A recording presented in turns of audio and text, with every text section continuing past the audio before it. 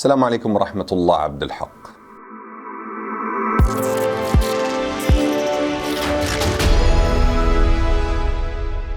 بلا مبالغة وصلتني مئات الطلبات استفسارات عن سيارات الغاز وكيف تشتغل، وجوابي في كل مرة بيكون للأسف إنه هذه السيارات ما هي موجودة عندنا في المملكة، لذلك صعب إني أتكلم عليها أو أحكم عليها.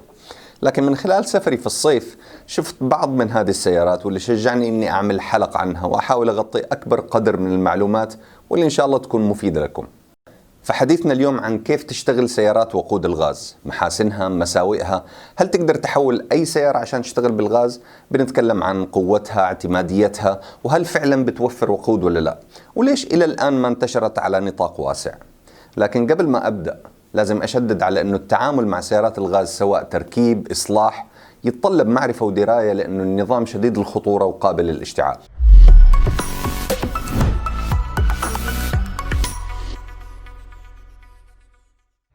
في اسمين لسيارات الغاز واختصارين ممكن تشوفهم موجودين على مؤخرة السيارة من الخلف: LPG Liquid Petroleum Gas اللي هو غاز مسال، أو CNG Compressed Natural Gas أو غاز طبيعي مضغوط ومحول لحالة سائلة. هذا الغاز يحتوي على عنصرين أساسيين: غاز البيوتان واللي يمثل حوالي 60%، وغاز البروبين واللي يمثل حوالي 40%. لما تضغط الغازين مع بعض أو تبردهم يتحولوا لسائل ينحط داخل الأنبوبة. هذول العنصرين يعطونا أوكتان عالي ممكن يوصل لحوالي 110 أوكتان. لكن الغاز المسال ما له لا لون ولا رائحة، وهذا خطر، عشان كده يضاف له مادة إيثيل ميركابتون، واللي هي تعطيه رائحة قوية ونفاذة تساعد على معرفة وجود تهريب لو حصل لا سمح الله. وهذا شبيه بغاز الطبخ، بل بعض الدول بتستخدم غاز الطبخ نفسه.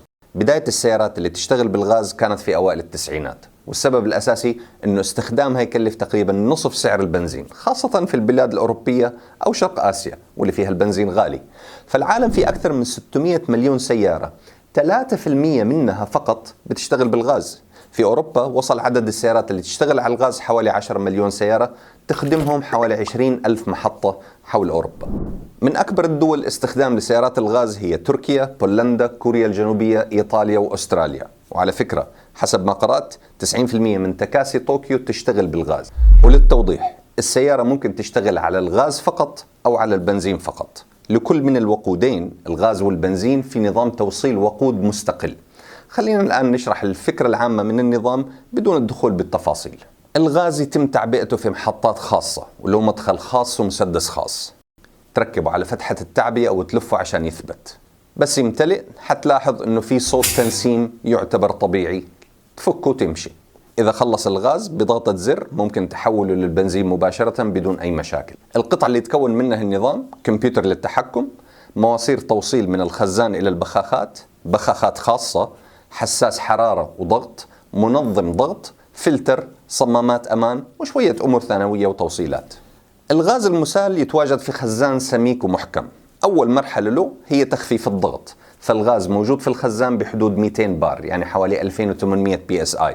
يمر الغاز ويوصل لفلتر عشان يتأكد من نقائه، وهذا الفلتر عادة يتغير كل سنتين، ومنه لمنظم الضغط واللي ينزل الضغط من 200 بار إلى حوالي 10.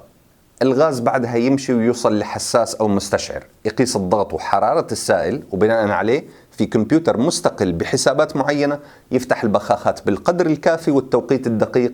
البخاخات تبخ الغاز المسال فيتحول لبخار داخل غرفة الاحتراق، وتجي بعدها شرارات البوجي تشعل خليط الهواء والغاز ويتم الاحتراق بشكل طبيعي جدا. أهم محاسن النظام أنه تكلفة تشغيل السيارة تقريبا نصف تكلفة البنزين، وأحيانا أقل حسب الدولة اللي أنت فيها وأسعار الوقود والغاز فيها. الغاز أنظف للبيئة، فيصدر 10% أقل من ثاني أكسيد الكربون، وحوالي 85% أقل من أول أكسيد الكربون. وبما أنه ناتج الاحتراق أفضل، فهذا يعني أن المحرك ممكن يعيش أطول، لأنه ما في ترسبات تدخل بالزيت أو تتراكم على البلوف والبساتم. كمان من المحاسن أنه نسبة الأوكتان عالية، توصل لحوالي 110. هذا يمنع النوكينج أو الطقطقة، التسقيف أو الأدفانس حسب ما تسميها في بلدك. من مساوئه قلة عدد المحطات وقلة انتشارها، خاصة في المناطق النائية لقلة إقبال الناس عليها. وحتى قرأت أنه في 2016 عدد المحطات في أوروبا نزل، وكثير من الشركات بدأت تبتعد عنه.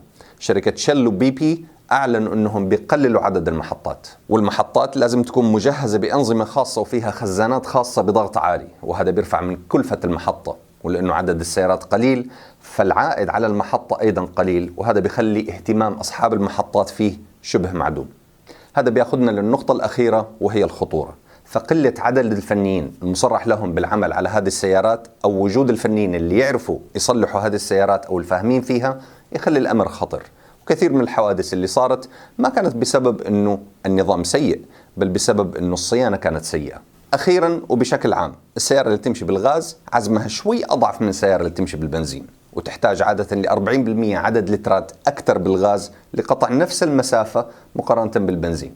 يعني لو متوسط المشي بالغاز هو 500 كيلومتر، خلينا نقول أنه يكلف 100 ريال، بالبنزين راح يكلفك 140 ريال.